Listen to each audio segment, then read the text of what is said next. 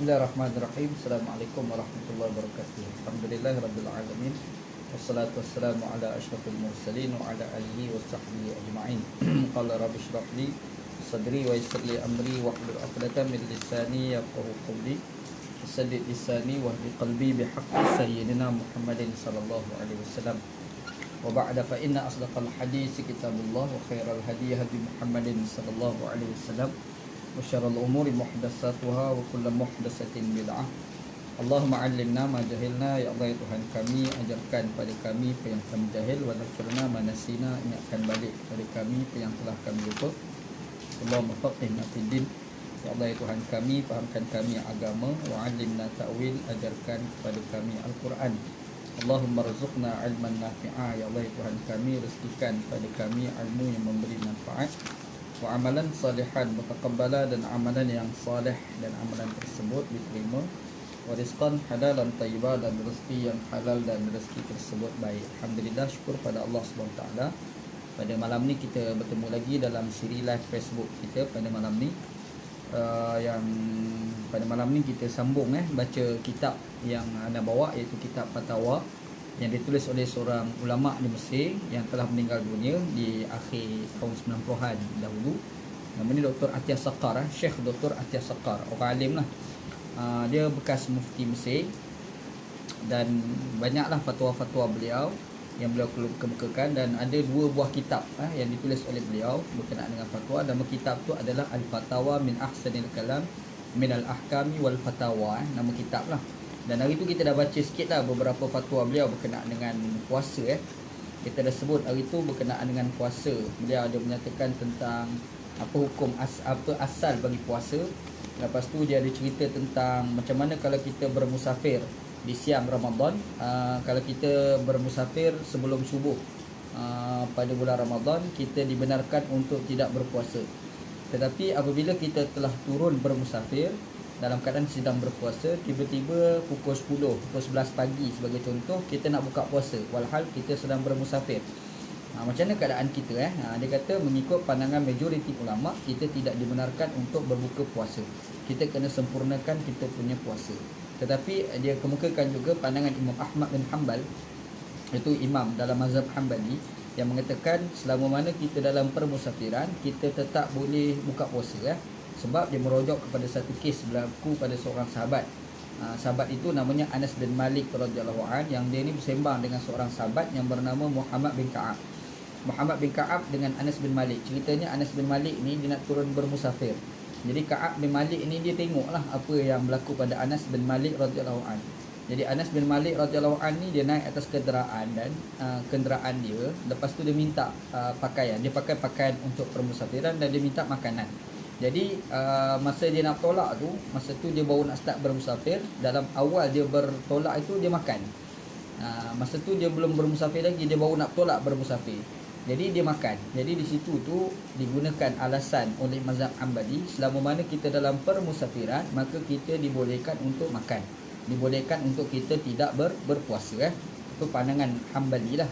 Pandangan majoriti ulama termasuk Syafi'i kata tak boleh. Kita kalau turun bermusafir, yang dikatakan boleh kita tak berpuasa itu adalah jika kita turun sebelum daripada subuh. Tapi kalau kita turun selepas daripada subuh, yang kita mulakan dengan kita berpuasa terlebih dahulu, makanya kita kena sempurnakan puasa tu. Ni mengikut pandangan majoriti ulama lah, termasuk Imam kita. Cumanya Dr. Atiyah Saqar dia mencadangkan kepada kita supaya kita ni kalau turun bermusafir, kita tetap tak berbuka puasa, teruskan dengan puasa kita. Lepas tu tiba-tiba kita rasa tak tahan, al-masyaqqah, barulah kita buka puasa. Jadi selagi mana kita boleh tahan, kita tahan lah. Itu pandangan Dr. Atiyah Saqar. Maksudnya dia menggabungkan di antara 2 pandangan, iaitu pandangan majoriti ulama dan satu lagi pandangan Imam Ahmad bin Hanbal. Lepas tu kita ada cerita juga berkenaan dengan orang batuk, lepas tu dia keluar kahak. Kahak dia masih lagi dalam mulut dia lah. Lepas tu dia telan balik, apakah batal puasa dia ataupun tidak. Jadi Dr. Atiyah Saqar pun mari 2 pandangan ulama, yang mana ada ulama mengatakan bahawasanya kalau kahak itu berada dalam mulut, lepas tu dia telan, itu boleh membatalkan puasa. Tetapi dia kemukakan satu lagi pandangan yang lain, yang mengatakan selagi mana kahak itu masih lagi di dalam mulut, kahak itu belum keluar lagi, luar daripada bibir, makanya kahak itu kalau ditelan tak batal. Kalau dah keluar, kita orang masuk balik, kita letak kat ujung lidah, kita jelai keluar. Kahak pun ada kat ulu lidah tu kan. Lepas tu kita masuk balik, kita telan. Yang tu batal. Dan antara yang mengatakan sebegitu adalah Al-Imam Al-Ghazali rahmatullah alaih di dalam kitab dia Ihya Ulumuddin. Lepas tu kita ada cerita juga berkenaan dengan ada orang ni dia start puasa pada start puasa dekat Mesir. Dan Mesir ni dengan Malaysia, Mesir lebih awal sehari berpuasa. Lepas tu dia balik ke Malaysia. Bila dia balik ke Malaysia, Malaysia ni sudah pasti bila lewat sehari puasa, sudah pastilah dia punya raya pun lebih lewat. Makanya ketika itu, kita ni kalau start berpuasa di Mesir dan kita nak pergi raya kat Malaysia, bermaksud kita sudah terlebih sehari puasa kita. Makanya macam mana keadaan kita? Satu. Ada kes yang kedua pula, kalau dia start berpuasa di Malaysia yang agak lewat, lepas tu dia pergi ke Mesir, raya di Mesir, yang raya tu lebih awal. Jadi nampak ada kurang. Macam mana keadaan dia? Jadi Dr. Atas Safar mencadangkan kepada kita supaya kalau kita berada di tempat tersebut, kita rayalah mengikut tempat tersebut. Okey, itu tak apalah. Kalau berlaku macam kita start puasa dekat Malaysia, pergi raya dekat Mesir. Maksudnya pada raya tu kita raya, pada raya di Mesir tu kita raya, tetapi kita kurang satu. Satu tu kita tolak pada hari yang lain. Tapi macam mana pula kalau kita start berpuasa di Mesir, lepas tu kita mari dekat Malaysia, bermaksud kalau puasa yang terakhir itu, kalau ikut puasa di Mesir, kita dah raya dah. Keadaan kita tu pada diri kita tu macam mana? Jawapannya kita diberi pilihan. Kita diberi pilihan. Dr. Atas Saqaf cadangkan kita diberi pilihan. Sama ada kita berbuka puasa, kita tak puasa macam orang lain, dan kita raya pada hari kedua lah. Hari kedua tu kat Malaysia baru sekali, raya pertama, kita nisbah kita tu dah jadi raya kedua kan. Ataupun dia berpuasa juga pada hari tersebut, esok tu baru dia raya, dan puasa tu dikira sebagai puasa sunat. Itu dicadangkan oleh Dr. Atas Saqaf. Kita dah bincang juga hari tu. Lepas tu kita ada sebut juga berkenaan dengan apa yang itu kita sebut tentang syaitan digari. Ini pun satu confuse berlaku dalam masyarakat kita. Sebab bila disebut bulan Ramadan, orang kata syaitan ni akan digari. Cuma bila sebut syaitan digari, orang tak faham. Sebab ada juga di kalangan orang Islam ni melakukan kejahatan. Ada orang melakukan kecurian, pembohongan, macam-macam lah dosa-dosa yang dilakukan. Caci maki orang ni berlaku, macam kita tengok kan, bulan Ramadan ni pun ada isu yang melibatkan pelantikan jawatan mufti wilayah kan. Ada orang lobby tu siap maki-maki lagi. Ada dalam WhatsApp group tu maki Dr. Zulkifli Al-Bakri. Lepas tu ada pula Alik sini pula yang pergi maki kepada Habib Ali Al-Jufri kan. Ni berlaku dalam masyarakat kita. Jadi kalau kita tengok benda ni berlaku dalam bulan Ramadan. Jadi macam mana yang dikatakan syaitan itu digari? Macam mana? Jadi Dr. Atas Saqar ni dia pergi bawa beberapa tafsiran lah terhadap maksud syaitan digari. Antaranya dimaksudkan adalah syaitan itu digari dalam maksud syaitan tidak boleh menguasai orang-orang mukmin yang benar-benar berpuasa. Satu. Yang keduanya adalah dia syaitan itu dia ada kategori, ada yang gedebek, ada yang kurang gedebek, al-jababirah. Istilah gedebek ni jababirah lah kalau sebutan Arabnya. Jadi syaitan al-jababirah tu kan, yang gedebek tu jadi tak gedebek pada musim bulan Ramadan. Pula yang ketiga tu dia kata syaitan ni dia bergerak macam biasa, tetapi bulan Ramadan ni dia bergerak juga tapi kurang. Dia kurang bergerak. Tapi walau bagaimanapun Dr. Atas Saqar kata sebenarnya orang melakukan kejahatan ni tak semestinya berkait dengan syaitan. Kadang-kadang tabiat dia, habit dia dalam melakukan kejahatan dia pun boleh jadi jahat. Lepas tu kadang-kadang berdasarkan tekanan daripada hawa nafsu dia. Dan hawa nafsu ni tidak ada kaitan dengan syaitan. Itu pun boleh menyebabkan dia melakukan kejahatan. Jadi dia tafsirlah dengan 3 tafsiran terhadap maksud syaitan kena gari di dalam bulan Ramadan. Okey. Lepas tu kita ada bincang yang terakhirnya berkenaan dengan wanita. Orang perempuan ni kadang-kadang dia ada ubat dia makan yang menyebabkan haid dia tak keluar. Jadi bila haid dia tak keluar, maknanya dia boleh berpuasa sepanjang hari itulah. Sebulan tu dia boleh puasa. Tiba persoalan, kalau dia ni tahu bulan Ramadan ni banyak kelebihan dan keistimewaan di bulan Ramadan. Kalau dia tak makan ubat, nanti ada hari-hari tertentu yang dia tak berpuasa, makanya dia kena qada pada hari lain. Bila dia qada pada hari lain, fadilat Ramadan tu dia tak dapat. Ibadat, kelebihan pahala pada bulan Ramadan ni tak dapat. Makanya dia nak puasa juga bulan Ramadan, caranya adalah dia makan ubat supaya haid dia tak keluar. Hukumnya boleh ke tidak? Dr. Atas Saqar kata perkara ni tidak sabit dalam Al-Quran, dalam hadis Nabi SAW. Quran tak pernah sebut tentang larangan. Hadis Nabi SAW pun tak pernah sebut hukum larangan tersebutlah. Jadi bila tidak ada larangan, maka kita tengok kembali kepada hukum asal lah. Hukum asal adalah harus dibolehkan.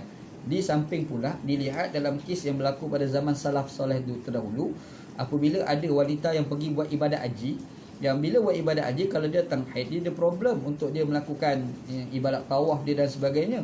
makanya dia makanlah beberapa jenis makanan untuk memastikan haid dia tak keluar. Makanya dia boleh menunaikan ibadat haji dia secara sempurna pada ketika dia melakukan ibadat tersebut.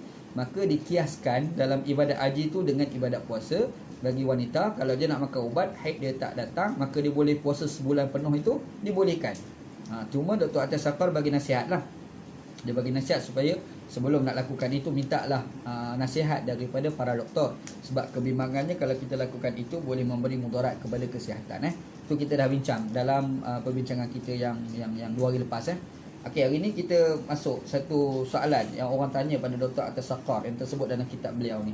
Dia kata ada setengah manusia ni al-an anna qiyama al-musahhirati bi'lamin nas bis-sahur bid'ah lam takun ala ayyamin nabi sallallahu alaihi wasallam fa ma hukmu din fi zalika. Cerita dia pada zaman Dr. Atas Saqar ni, dia bukan Atas Saqar ni zaman dia berlaku di banyak tempat di negara kita pun lebih kurang juga. Iaitu ada orang dia akan buat satu budaya, dia gerak orang bangun sahur. Dia gerak orang bangun sahur. Cara dia gerak bangun sahur ni macam-macam. Kan, kalau kita tengok dulu dalam masyarakat budaya Melayu, dia ketuk beduk apa panggil? Beduk ketuk dum ketuk pagi tu kan. Gerak dia ketuk tu untuk nak gerak orang bangun sahur. Kalau dekat Mesir ni pun dia ada budaya tu. Antaranya dia ketuk macam kuali tu, bising kelakang supaya orang bangun sahur, ataupun dia buka mikrofon tu cakap sahur kan. Jadi persoalannya, benda ni tidak berlaku pada zaman Nabi Muhammad SAW. Jadi bila tak berlaku pada zaman Nabi, tidak berlaku pada zaman sahabat, tak berlaku pada zaman salafus soleh, timbul persoalan kalau kita nak lakukan amalan tersebut pada hari ini boleh ke tidak, ataupun itu dikira sebagai bid'ah. Satu persoalan lah yang orang pernah bangkitkan perkara ni kepada Dr. Atas Saqar. Dr. Atas Saqar ni dia jawab, dia kata ma'lumun anna tanawula ta'amis sahuri sunnatun 'anil nabi sallallahu alaihi wasallam.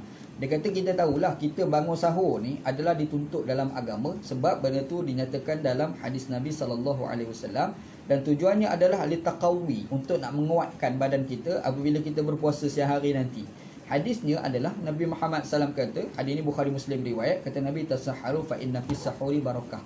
Bersahurlah kamu kerana sahur itu adalah mempunyai keberkatan dia tersendiri. Jadi dalam hadis ni kita akan nampak Nabi Muhammad SAW suruh kita bersahur. Jadi waktu sahur tu pula bila? Waktu sahur ni dia kata min muntasifil laili ila tulu'il fajri, iaitu daripada di pertengahan malam hingga terbit matahari. Itu waktu sahur. Sahur ni kalau kita ada orang ni di kalangan kita, dia pergi makan pada pukul 11 malam, 12 pagi dia makan. Lepas tu kita tanya apa kau makan awal ni, dia kata makan sahur. Itu bukan makan sahur. Sahur ni nama waktu. Sahur ni adalah waktu dekat-dekat dengan subuh. Itu dikatakan sebagai sahur. Kalau kita subuh pukul 6 sebagai contoh, mudah-mudah kita letak sahur ni, dalam permulaan sahur ni lebih kurang dalam pukul 3, pukul 2 macam tu baru dikatakan permulaan bagi sahur. Jadi kalau orang makan sebelum pada tu tak boleh dipanggil sebagai sahur. Jadi pertamanya kita kena clear waktu sahur tu satu. Yang keduanya yang kita kena jelas, Nabi Muhammad SAW galakkan kepada kita pelewatkan sahur. Sahur ni digalakkan kita pelewat. Kalau kita perawalkan sahur ni tak baguslah, kurang digalakkan dalam agama. Benda ni merujuk pada satu hadis yang diriwayatkan oleh Imam Bukhari dan Muslim daripada sahabat Nabi yang bernama Zaid bin Sabit radhiyallahu an, yang mana tasahharna ma'a Rasulillah sallallahu alaihi wasallam summa qumna ila solah. Ceritanya kami ni bersahur bersama dengan Nabi sallallahu alaihi wasallam, kemudian kami pun mendirikan sembahyang bersama dengan Nabi. Cerita ni ada sahabat Zaid bin Sabit. Dia ni tidur rumah Nabi sallam, dia bersahur di rumah Nabi Muhammad sallallahu alaihi wasallam, kemudian dia bangun menunaikan solat bersama dengan Nabi sallallahu alaihi wasallam. Dia kata Nabi Muhammad sallam ni jangka sahur dengan subuh tu adalah kadar membaca 50 ayat. Kita kalau baca Quran kadar 50 ayat tu kita agak-agak kadar lama. Berapa lama Kalau ikut pengalaman anak, 50 ayat ni lebih kurang dalam 20 minit macam tu, lebih kurang lah.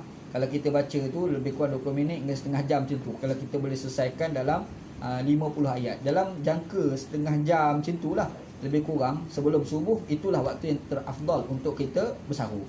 Jadi kalau kita letaklah contoh pukul 6 sebagai contoh waktu subuh, maknanya sahur ni yang terbaik pada pukul 5.30 lah, 5.30. Cuma tempat kita ada satu istilah kita panggil waktu imsak. Ada orang kata waktu imsak tu, lepas imsak tu tak boleh makan dah. Sebenarnya tak tepat. Imsak ni bukan waktu dilarang kita makan. Imsak ni, waktu imsak ni sebelum pukul subuh, lebih kurang dalam 10 minit, lebih kurang macam tu subuh tu kan. Orang Malaysia kita ni kat kita punya kalender tu ada tulis imsak. Jadi imsak ni dia bukan subuh. Subuh ni satu waktu. Itu maksudnya subuh tu. Imsak ni sebelum pada subuh. Imsak tu kalau kita nak makan boleh lagi sebenarnya. Kita bangun lewat sebagai contoh, lepas tu kita nak makan imsak. Boleh hukumnya adalah boleh. Tetapi sengaja kita buat jadual imsak itu supaya kita berhati-hati semasa kita sahur. Sebab masa kita sahur takut-takut terlanggar waktu. Maka disebabkan kita nak mengelak daripada terlanggar makan subuh tu, makanya bila kita sedar sahur sebagai imsak sebagai contoh, masa nak makan sahur, maka kita makan ketika itu dalam keadaan berhati-hati. Itu tujuan dia lah. Jadi imsak tu sendiri tu antara waktu yang afdal kita sahur. Kalau ikut sebenarnya lah. Sebab kita adalah dari tu. Dan ada di kalangan kita kata bila sampai waktu sahur, waktu imsak, maka kita tak boleh sahur dah. Ada orang kata lagu tu sebenarnya tak tepat. Waktu imsak itu sendiri itu antara waktu yang afdal untuk kita bersahur. Yang tak boleh ni adalah subuh. Bila azan subuh maka dah tak boleh dah kita nak makan dan kita tak boleh nak minum gitu. Wa kana hunaka azanan. Pada zaman Nabi Muhammad SAW ni dia ada sebut, dia kata pada zaman Nabi ni ada dua azan pada waktu pagi. Pagi ni subuh satu, ada satu lagi azan sebelum daripada subuh. Benda ni berlaku pada zaman Nabi Muhammad sallallahu alaihi wasallam. Dia kata ya ahaduhuma yaqumu bihi al-Bilal. Yang melakukan mula-mula tu Bilal bin Rabah. Sebelum subuh tu ada satu azan. Azan tu dilakukan oleh Bilal bin Rabah wa huwa qabilul waqti al-haqiqi lil fajar, iaitu waktu yang sebelum sampai ke waktu subuh tu. Sebelum subuh tu kan. Kalau zaman Nabi dia ada dua azan. Satu diazankan oleh Bilal bin Rabah, ada satu lagi yaqumu bihi Abdullah bin Ummi al-Maktum. Pada zaman Nabi ni ada seorang sahabat Nabi buta namanya Abdullah bin Ummi Maktum. Dia buta dan dia muazzin Rasulullah sallallahu alaihi wasallam, dan dia azan tu adalah masuk waktu subuh. Jadi pada zaman Nabi sallallahu alaihi wasallam qad bayyana ar-rasul sallallahu alaihi wasallam anna azana Bilal laysa maw'idan lil imsak anit ta'am wasyarab wal muftirati li bud'i as-siyam. Dia kata kalau sekiranya azan Bilal bin Rabah tu azan, yang tu kita boleh makan lagi. Itu tidak dihalang daripada kita makan, minum ataupun perkara-perkara yang boleh melarang, membatalkan puasa lah. Nak bersetubuh dengan isteri ke apa kan pada ketika azan Bilal tu, yang tu tak apa lagi. Tetapi dia kata wa uzina lahu fi tanawuli hatta adzalika hatta nasma'u adzan ibni Ummi Maktum. Tetapi kalau diazankan, yang mengazankan itu adalah Abdullah bin Ummi Maktum, ketika itu semua benda yang membatalkan puasa dah tak boleh lakukan. Tak boleh makan, tak boleh minum, tak boleh dah bersetubuh dengan isteri. Semua tu dah tak boleh. Jadi di situ kita akan nampak ada dua azan yang berlaku pada zaman Nabi sallallahu alaihi wasallam. Satunya sebelum daripada subuh, satu lagi adalah azan subuh. Jadi kalau sekiranya Bilal bin Rabah azan, ketika itu para sahabat masih lagi makan dan minum untuk bersahur. Tapi bila Abdullah bin Ummi al-Maktum azan, baru mereka stop. Sebab mereka tahu itulah tanda masuk waktu subuh. Begitu. Baik. Benda ni ada hadis lah, disebutlah, dia kata antaranya hadis Imam Bukhari Muslim, hadis sahih, iaitu anna Bilalan yu'azzinu bilailin. Bilal ni azan pada waktu malam. Fakulu washrabu hatta yu'zana ibna Ummi Maktum. Nabi Muhammad kata makanlah dan minumlah hinggalah diazankan oleh sahabat Nabi yang bernama Ibnu Ummi Maktum, sahabat buta nama Abdullah bin Ummi al-Maktum. Hadis Nabi sallallahu alaihi wasallam begitu. Okey, jadi di sini kita akan nampak bahawasanya dalam amalan yang dilakukan pada zaman Nabi Muhammad sallallahu alaihi wasallam, pada zaman wahyu dulu, azan ada dua. Satu azan untuk sahur, satu lagi azan untuk masuk subuh. Sekarang ni timbul persoalan, yang dilakukan pada hari ni bukan azan. Kalau zaman Nabi dulu dia pakai azan, tapi sekarang ni dah moden, dia tak guna azan. Jadi kitab ni dia sebut dia timbul persoalan. Wa min huna kana azanu Bilal bimanzilatil i'lam bitashhir fi syahr Ramadan. Azan Bilal tu dia macam kita memberitahu waktu sahur bagi bulan Ramadan. Jadi bila azan Bilal, kita faham ni waktu sahur ni. Kita bangun kita makan jelah hukum dia. Wa makanan nas bil madinati yahtaju ila aksar min dhalika litanbihi ala sahur. Tapi bila kita tengok di Madinah, mereka memerlukan lebih daripada menggunakan pendekatan azan untuk kita mengetahui masuk waktu sahur. Macam-macam lah. Jadi dekat sini contoh dia mari. Dia kata yaqulu al-mu'arrikhun. Ada satu kes berlaku pada zaman terdahulu. Dia kata mengikut kajian orang-orang yang mendalami ilmu. Lamma ja'a ila Misr Atabah bin Ishaq waliyan min qabil Khalifatul Abbasi al-Muntasir billahi.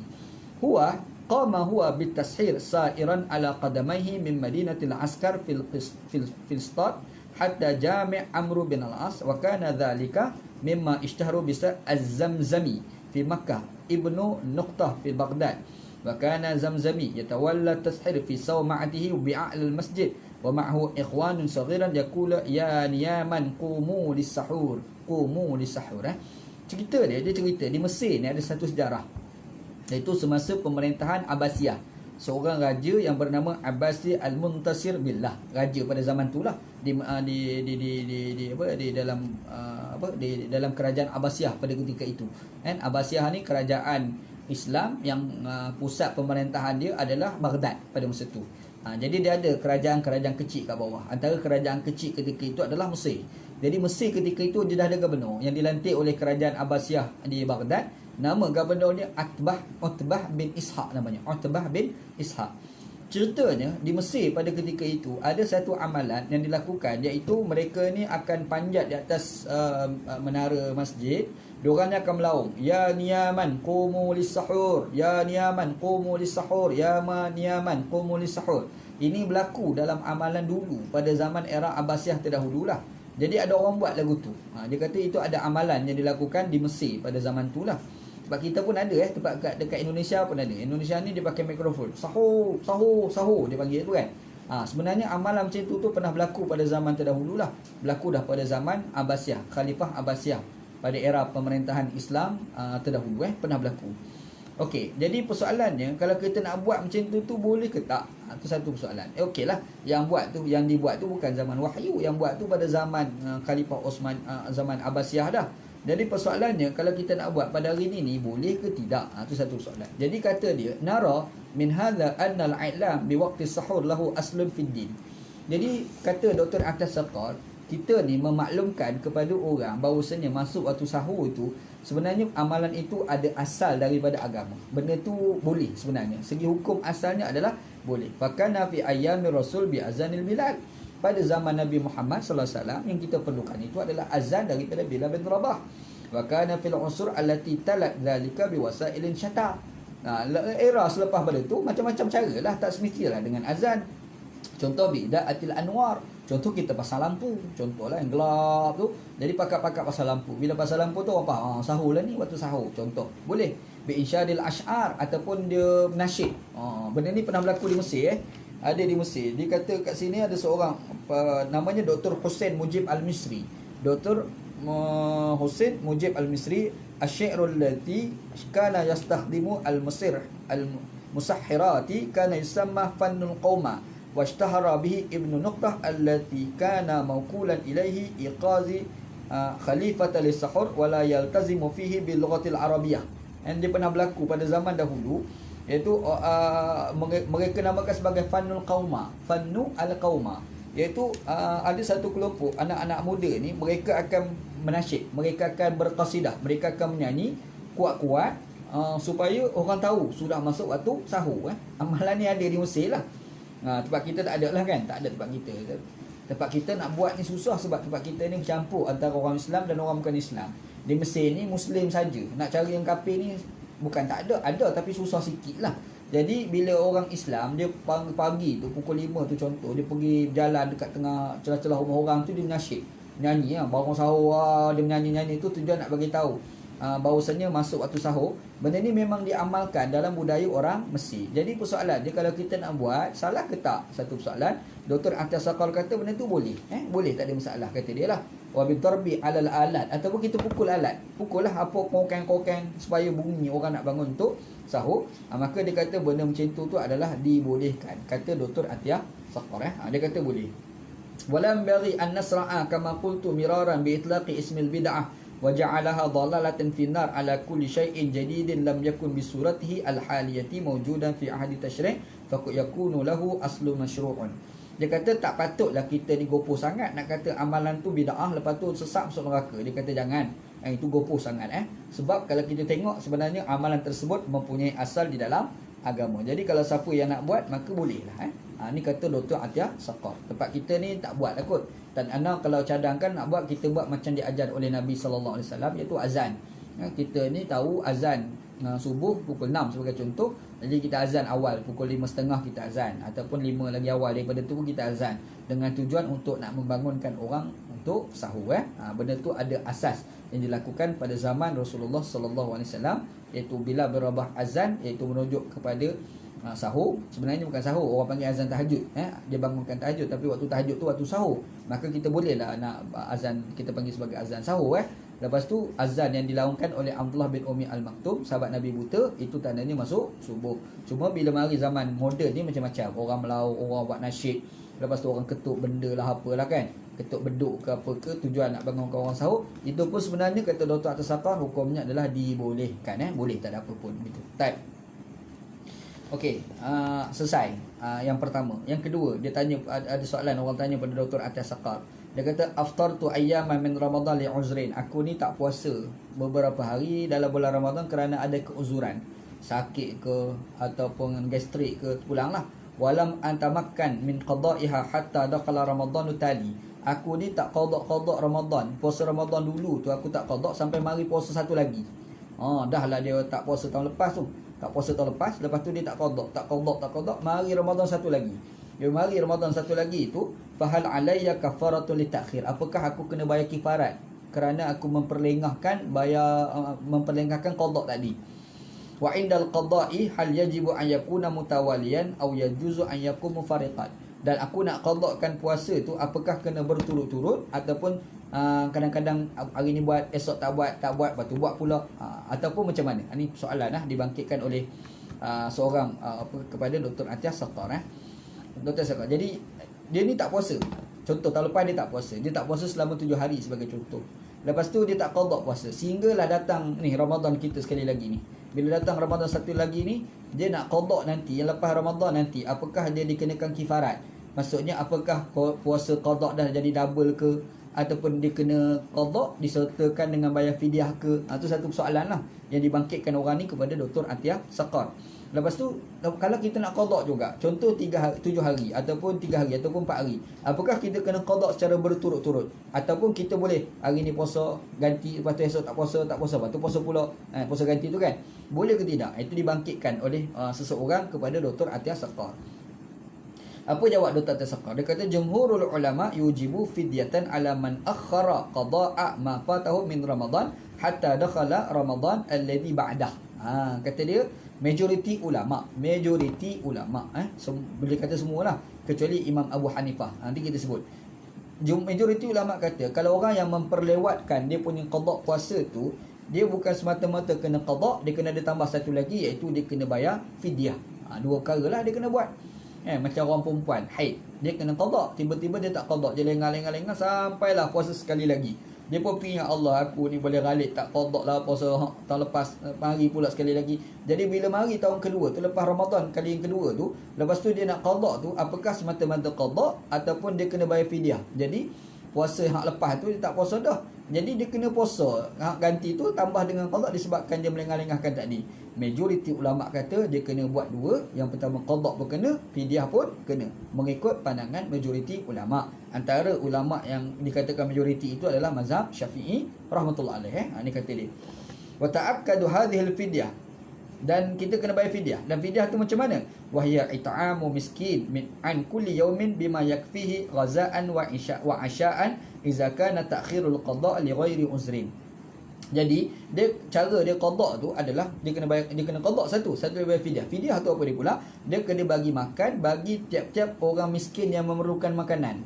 Dan dia bagi makan tu cukup satu hari dia tak puasa tu, caranya adalah memberi makan untuk orang tu cukup sehari dan malamnya. Orang miskin tu dia makan apa pagi, tengah hari, malam kan. Jadi kita bagi sehari puasa kita yang kena bayar fidyah tu untuk makanan si miskin tu sehari itulah. Pagi dia makan apa, tengah hari dia makan apa, malam makan apa. Contohlah kita letak, mungkin si miskin tu kebiasaan dia makan sehari tu sebanyak RM10 sebagai contoh. Maka sehari tu dia kena qada RM10 tu lah. Fidyah dia bayar RM10 tu lah. Dia ambil RM10 dia bagi pada si miskin. Ni kegunaan kamu untuk kamu yang aku nak bayar fidyah tu lah. Iaitu apabila dia ni puasa tahun lepas tu dia tak qada sampai mari puasa sekali lagi, dia kena qada, dan satu lagi dia kena bayar fidyah. Fidyah tu bagi makan kepada fakir miskin untuk sehari dan semalam. Begitu kata Dr. Atta Saqar. Adalah dalil dia, apa dia boleh buat keluar pandangan macam tu. Kenapa majoriti ulama kata macam tu? Kata dia wastadallu ala hadha al-hukmu bihadisin mauqufin ala Abi Hurairah. Ada hadis lah yang dirujuk tu, Abu Hurairah radhiyallahu anhu riwayatkan hadis tu. iaitu annahu min kalamihi huwa wa nisbatu hadza ila Rasulillah sallallahu alaihi wasallam ay rafa'u ilaihi dhaif. Rupa-rupanya hadis tu dhaif. Hadis tu tak kuat lah sebenarnya. Tapi hadis yang dhaif itu dijadikan sandaran bahawasanya kalau orang itu dia melengah-lengahkan mengqadakkan puasa sehingga datang Ramadan satu lagi, dia kena qada dan dia kena bayar fidyah. Dua lah dia kena buat. Dan pandangan jumhur ni, jumhur ulama, cumanya pandangan itu sandaran hadisnya lemah, kata Dr. Tasaqaf. Qala Abu Hanifah wa ashabuhu, berkata Imam Abu Hanifah dan juga ulama dalam mazhab dia. Kan ulama-ulama mazhab dia ni bersetujulah dengan pandangan Imam Abu Hanifah. Apa kata dia? La fidyata ma'al qada'i. Dia cukup qada je, fidyah tak ada. Jadi dia ni tak puasa, tak qada sampai mari Ramadan sekali lagi. Jadi apakah dia kena bayar dua, qada dan fidyah? Jawab Imam Abu Hanifah, tak ada, dia cukup bayar, dia qada tak bayar lah fidyah. Fidyah tu tak ada. Kenapa? Wa dzalika li anna Allah Ta'ala fi sya'ni al-marda wal musafirin fa'iddatun min ayamin ukhra wa lam ya'mur bi fidyatin. Sebab dia kata dalam Al-Quran, Allah Subhanahu Wa Ta'ala sebut tentang orang sakit dan orang musafir itu dia kena bilang hari-hari yang dia tak puasa. Fa'iddatun min ayamin ukhra, hendaklah dikira bilangan untuk dia qada pada hari yang lain. Wala ya'mur bi fidyatin, tak ada pun suruh kita kena bayar fidyah, tak ada, kata dia tak ada. Jadi bila tak ada, kenapa kita nak buat fidyah? Cukuplah sekadar kita qada saja. Wal hadisu al marwi fi wujubiha dha'ifun la yukhazu bihi. Dia kata hadis yang diriwayatkan kewajipan bubuh fidyah itu sebenarnya dhaif dan tidak valid lah, tidak valid untuk dijadikan sebagai sandaran hujah, kata Dr. Atiyah Saqar. Okey, kita tengok pula komen Syafi'i pula, Imam Syafi'i. Qala asy-Syafi'i, Imam Syafi'i pula kata. Syafi'i kata in kana ta'khiru al-qada'i li uzrin fala fidyata wa illa wajabat. Dia kata yang kita sebut kena bayar fidyah ni, yang dia melengah-lengahkan tu disebabkan dia melengah-lengah sampai dia kena qada dan bayar fidyah tu, jika dia tak puasa tu sebab tidak ada keuzuran. Maksudnya Ramadan tu tak ada apa pun, sangat malas nak puasa contoh. Lepas tu dia lengah-lengahkan qada sampailah datang sekali lagi. Yang tu memang kena dua, iaitu dia kena qada dan satu lagi dia kena fidyah. Tapi kalau dia tak puasa disebabkan dia ada keuzuran, yang tadi tak ada keuzuran, ni ada uzur pula so, sakit perut ke contohlah gastrik ke apa, kalau lagu tu yang tu kena qada dan juga fidyah. Mana dia letak dua lah situ. Satu, jika dia tak berpuasa tu kerana keuzuran. Satu lagi, dia tak berpuasa itu kerana tidak ada keuzuran. Kalau sekiranya ada keuzuran, cukup sekadar dia qada tanpa fidyah. Tapi kalau sekiranya dia tidak ada keuzuran tapi dia tak puasa juga, maka dia kena qada dan dia kena bayar fidyah. Dia ada dua lah. Itu mengikut pandangan Al-Imam Asy-Syafi'i rahmatullah alaih. Tapi walau bagaimanapun pandangan ni Dr. Atiyah Saqar tak berapa setujulah. Sebab dia kata hadis yang disandarkan itu berdasarkan hadis yang lemah, tak berapa valid lah. Tapi walau bagaimanapun Syafi'i berpandangan sebegitu. Ini sebagai makluman ilmu pada kita. Baik. Jadi ada satu lagi orang perempuan yang dia menyusukan anak sebagai contoh. Ada orang kata apabila dia menyusukan anak, dia mengandung, lepas tu dia tak berpuasa lah. Jadi waktu lepas pada tu, apakah dia kena bayar fidyah atau apakah dia kena bayar fidyah ataupun dia kena qada ataupun dia kena buat dua-dua sekali. Kalau kita buka kitab Ihya Ulumuddin kata kena buat dua-dua sekali. Maksudnya qada pun kena buat, fidyah pun kena buat. Bagi wanita menyusukan anak ataupun wanita yang mengandungkan anak, dia tak berpuasa sebab anak dan juga sebab menyusukan tadi itu kan. Tetapi pandangan Ihya dalam kitab Ihya itu ditolak oleh Yusuf Al-Qaradawi. Qaradawi tolak. Qaradawi mengatakan wanita begitu dia cukup sekadar bayar fidyah, tak payah qada. Dia bayar fidyah cukup, itu pun dah memadai begitu. Yang kita sebut tadi ni adalah tak puasa. Bila tak puasa bukan kes macam wanita tu. Wanita tu special case. Perempuan mengandung ataupun perempuan yang menyusukan anak tu special case. Yang kita sebut ni yang kita sihat-sihat macam kita orang lelaki ni, saja je malah nak puasa, tak puasa. Ataupun kita ni tak nak puasa sebab apa? Sebab kita gastrik sebagai contoh. Jadi kita pun tak puasa. Lepas tu kita kena qada lah. Tiba-tiba tak qada sampai datang sekali lagi. Tahun sekali lagi, Ramadan sekali lagi, tak qada lagi puasa yang tahun lepas. Macam mana keadaan dia? Orang macam tu dia kena buat dua perkara mengikut pandangan jumhur ulama, qada dan juga dia kena bayar fidyah. Tapi pandangan itu ditolak oleh Imam Abu Hanifah dan juga ulama-ulama dalam mazhab Hanafi.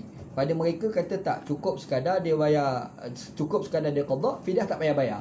Kenapa? Alasan dia yang kata kena bayar fidyah tu tidak ada sumber daripada hadis Nabi SAW dan juga tidak ada sumber daripada Al-Quran. Itu pandangan dia lah. Gitu. Baik. Okey, yang seterusnya. Hal yubtalu as-sawm biwad'i an-nuqat fil anfi aw al-istinshaq min usbi ar-ribwi. Ni kita titik air kat mata tu, batal puasa ke tak? Satu persoalan satu persoalan. Inna as-sawm yubtilu bizalika lidukhuli syai'in ila al-jawf min munaffizin maftuhin wa yusdiqu alaihi ismul akli aw syarbi aw syurbi alladhi bana alaihi al-Quran butlanus siyam. Dia kata kalau sekiranya kita masukkan satu perkara yang boleh sampai ke rongga yang terbuka, al-jawf. Jawf ni rongga yang terbuka yang boleh sampai ke perut. Itu mana al-jawf. Jadi macam tekak. Tekak ni rongga terbuka boleh sampai ke perut. Mata, rongga terbuka dia boleh sampai ke perut. Kita titik air sampai rasa ke tekak, lepas tu rasa masuk ke dalam ke perut tu kan. Yang tu dikira sebagai batal puasa Tapi ada satu lagi macam kita kat dubur, orang yang kena buah ser. Bila dia kena buah ser, lepas tu dia buang air, dia punya dalam punggung tu terkeluar. Lepas tu dia nak habis, lepas dia basuh qada hajat siap tu, lepas tu dia buat masuk balik. Yang tu tak batal. Sebab yang tu dia datang tu sekadar di punggung, dia tak ada naik sampai dekat perut kalau naik sampai ke perut, yang tu baru dikira sebagai batal gitu. Sebab dia mendefinisikan apa makna al-jawf. Jawf ni adalah rongga terbuka yang boleh sampai ke perut. Ni kita korek telinga sebagai contoh. Air masuk lubang telinga, batal puasa ke tidak? Tak batal. Sebab ada gegendang. Bila gegendang, air tu sekadar di telinga je. Kalau gegendang tak ada, mungkin dia boleh masuk pakai dalam. Baru dikira sebagai batal tu hukum dia begitu. Okey, dia menggunakan dalil lah. Dalil dia adalah wa kulu washrabu hatta yatabayyana al-khaytul abyad min al-khaytil aswad min al-fajr summa atimus siyamu ila al-lail. Ayat Quran yang selalu kita baca. Jadi daripada sini Dr. Atas Sakar berpandangan kalau kita titik air dekat mata itu boleh mengakibatkan puasa kita jadi batal begitu. Anda ingat masa anda belajar pondok Lubuk Tapah dulu, ada pernah cerita dalam beberapa ceramah anak sebelum ni. Masa anda belajar ni, sekarang ni yang jadi mufti wilayah tu anak kepada Allahyarham Tugu Haji Abdullah Dr. Luqman Abdullah. Ana pun semalam hantar WhatsApp pada dia, ucap tahniah pada dia lah, alhamdulillah. Dan ana pun secara peribadi setujulah dia memang orang baik dan dia orang alim.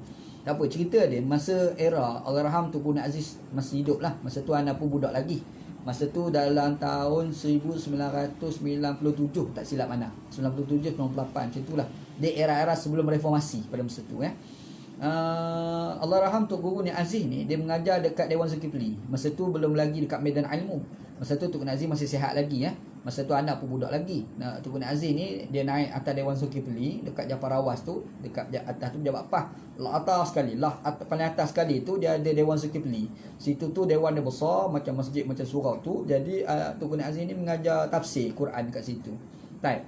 Jadi masa tu Tunku Aziz ni mengajar. Tunku Aziz ni dia syarah satu dia baca tafsir. Cumanya habis tafsir tu masa tu belum Ramadan lagi, dekat-dekat nak Ramadan masa tu Jadi Tunku Aziz ni dia kata dia baca fatwa. Ada fatwa dikeluarkan oleh Mufti Saudi yang mengatakan air masuk lubang telinga ni tak batal puasa. Jadi Tunku Aziz ni mengajar apa dia sebut. Dia kata ada fatwa Tok Peti Saudi. Orang Kelantan ni dia sebut mufti, dia sebut Tok Peti. Dia kata Tok Peti Saudi ni dia kata air masuk lubang telinga ni tak batal puasa. Jadi hamba ni nak sebut lama dah, tapi takut beban dah. Tu Aziz kata nak sebut lama dah, nak bagi tahu dekat orang yang air masuk lubang telinga ni tak batal puasa. Tapi kalau cakap takut bergaduh, takut berbalah Jadi tiba-tiba Tok Peti Saudi kata tak batal. Mufti Saudi kata tak batal puasa, air masuk lubang telinga tak batal. Jadi Tuan Aziz kata hamba sokong pandangan mufti tu. Jadi statement Allahyarham Tok Guru pada masa tu jadi tajuk akhbar harakah. Surat khabar harakah masa tu Masa tu tak ada harakah internet. Masa tu surat khabar betul lah. Jadi dekat depan tu ada satu kecil tulisan kecil. Dekat ada warna hitam dia buat. Lepas tu dia tulis kecil. Tunku Aziz sokong fatwa Mufti Saudi kata tak batal puasa kalau masuk lubang telinga. Macam tu lah lebih kurang. Jadi masuk surat khabar. Rupa-rupanya apa Tunku Aziz cakap tu Allahyarham Tunku Haji tak setuju. Jadi 2-3 hari kemudian tu anda ingat lagi masa tu Tunku Haji ni dia mengajar. Masa tu dia mengajar kuliah Zuhur. Zuhur ni kami mengaji kitab. Satu kita baca kitab Bugyatul Tulab.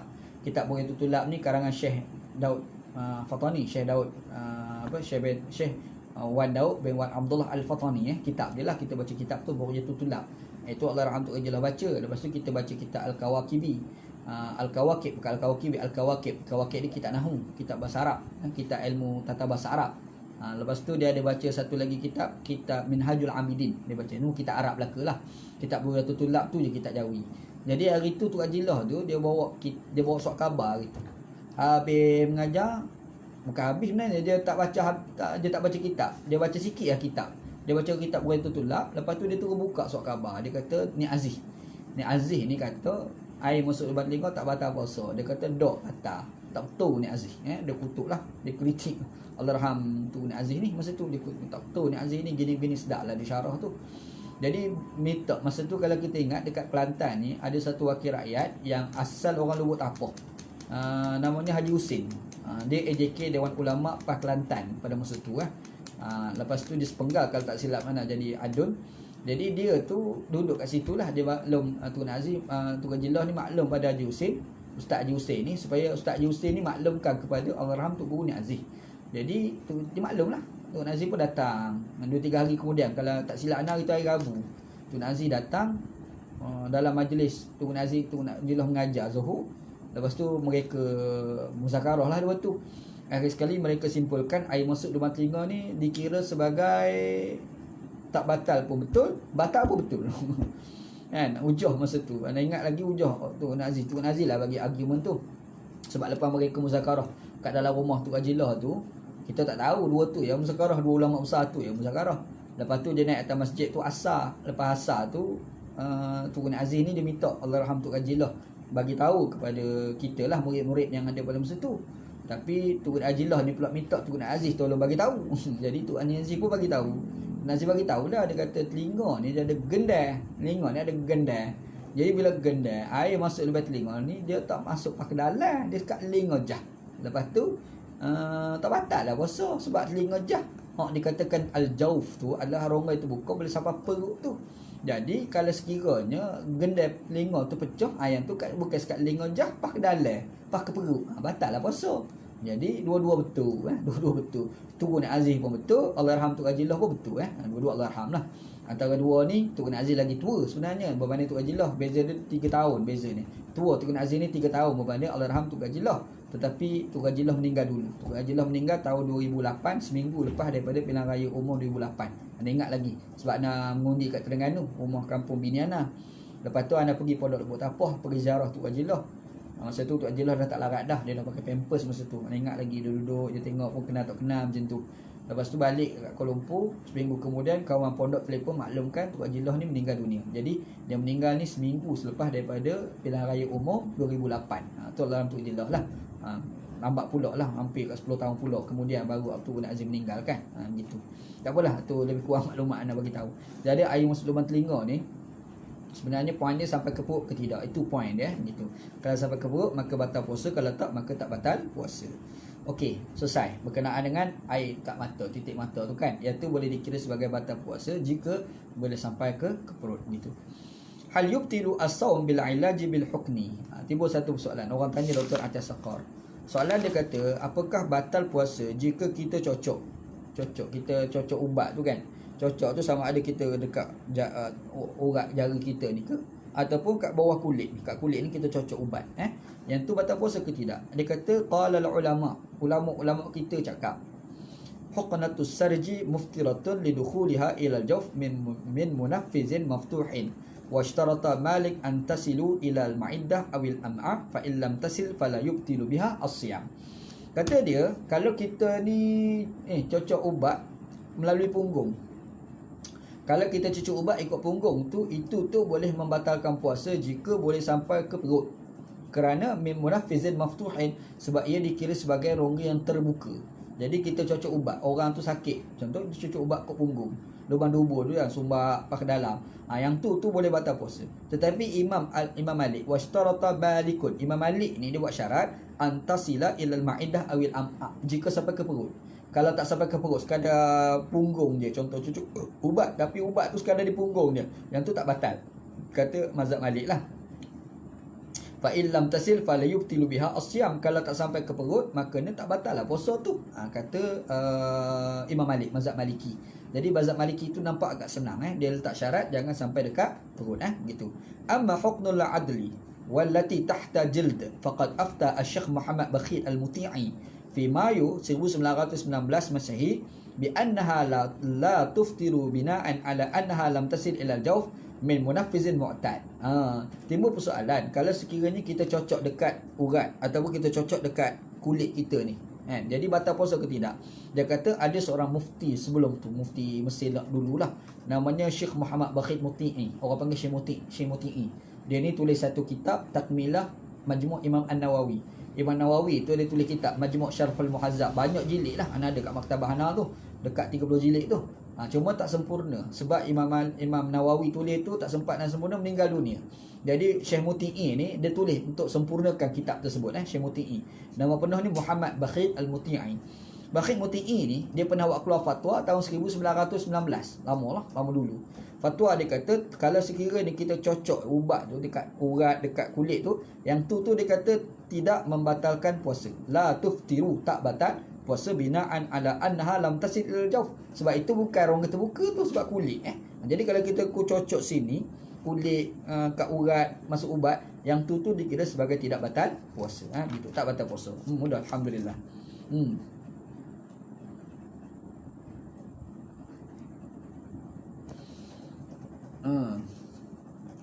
Mazhab Malikiyah, mengikut pandangan mazhab Malik, anna saum yufdidu indahum biwusulin ma'i'in ila al-halaq min al-fam awil anf awil uzun awil ain wa illam yasil ila al-ma'iddah. Dia kata ada ulama-ulama mazhab Maliki, bukan semua ulama mazhab Maliki, ada yang mengatakan bahawasanya puasa ni boleh jadi batal di sisi mereka jika masuk benda yang cecair, benda yang cair di dalam halkum dari melalui mulut ataupun melalui hidung ataupun melalui telinga atau melalui mata. Jadi kalau sekiranya kita ambil cair tu, ubat apa dia panggil aimo tu kan, itu dia cecair mata. Jadi itu boleh sampai ke rongga terbuka tu. Yang tu kata mazhab Maliki ia boleh membatalkan puasa gitu. Serupa juga kalau dia telan benda-benda yang keras. Kalau ibtala'a as-sa'im husatan. Ni tak berlaku ni, tapi kalau andai kalaulah ada orang berpuasa tu dia pergi telan husat, anak batu, tak ada kerja lah tu, anak batu dia telan. Lepas tu wasalat ilal ma'idah fasada as-saum. Lepas tu sampai ke perut, batal puasa. Memanglah kalau makan batu pun batal lah. Kita kena ingat yang dikatakan batal puasa ni bukan kita makan nasi, bukan kita makan daging ataupun kita makan makanan. Benda tu bukan makanan tapi kita telan juga, batal puasa. Ketah ni contoh ketah ni. Konyok mai telan, batal juga puasa tu. Ambil batu tepi jalan, telan, batal juga puasa gitu. Okey, lepas tu mazhab Maliki ni ada kupas juga. Wa min huna yu'khaz anna al-huqnata tahta al-jildi in wasala ad-dawa al-maj'ul fiha ila al-ma'idah aw al-halaq aw al-am'a aftara as-sa'im wa illa fala. Jadi problem dia kata segala isu-isu ni apa-apa pun boleh sampai ke perut.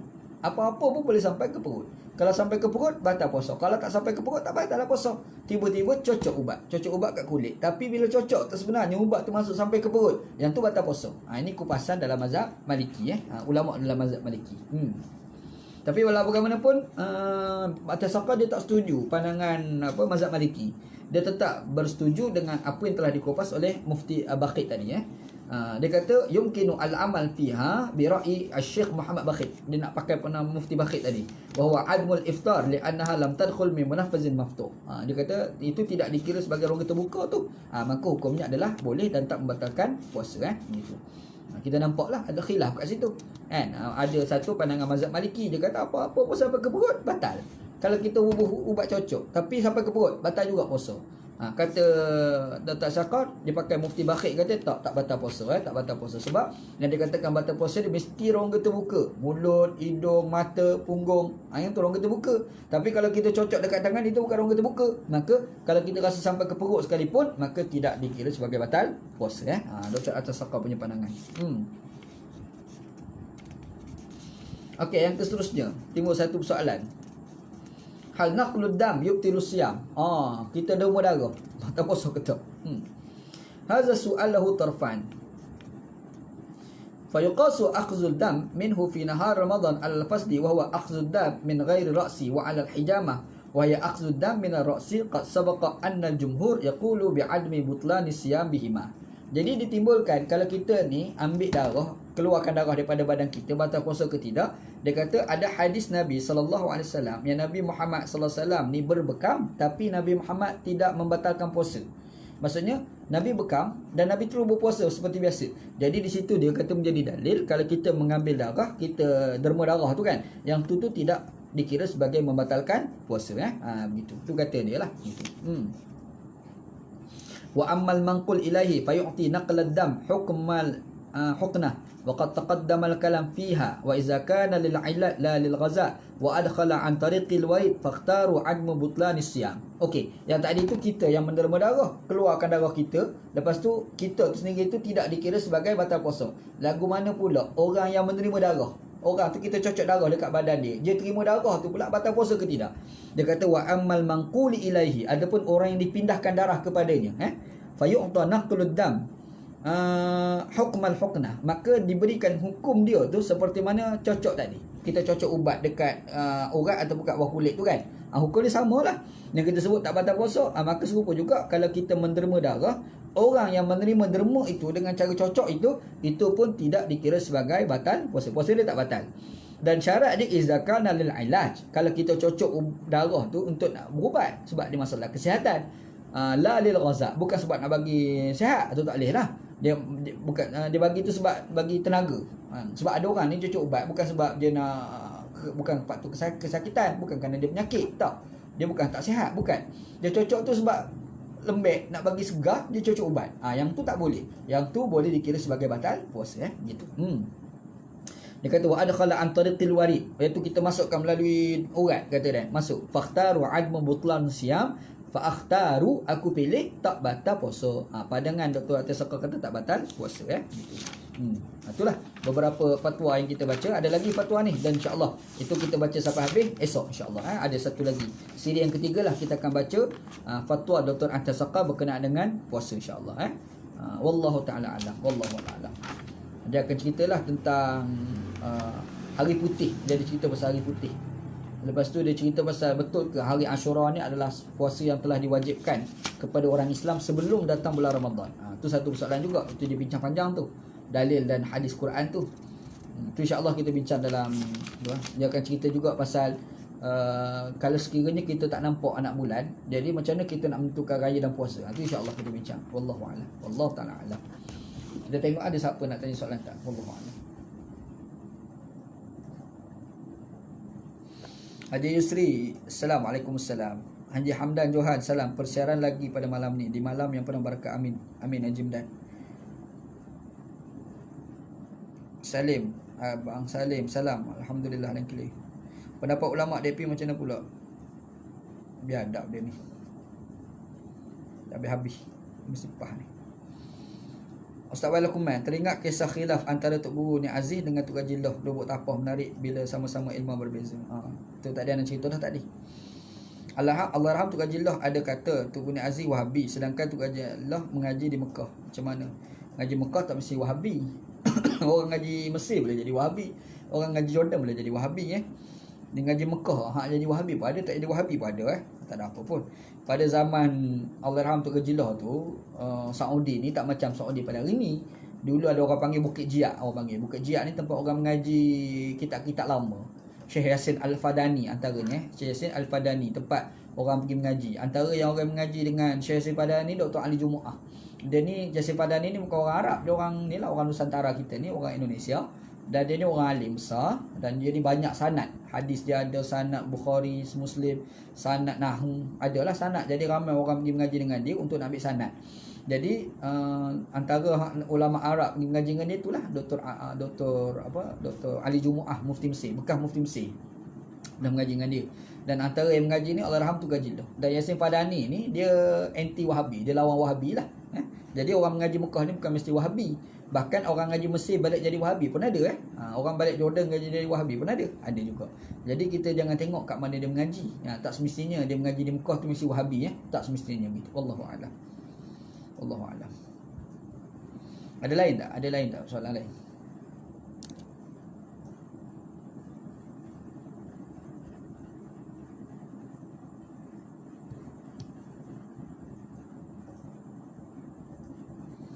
Ada siapa nak tanya soalan lain tak? Sementara tunggu nak makan kuih. Habis kuih yang tak habis ni. Bazir. Bismillah.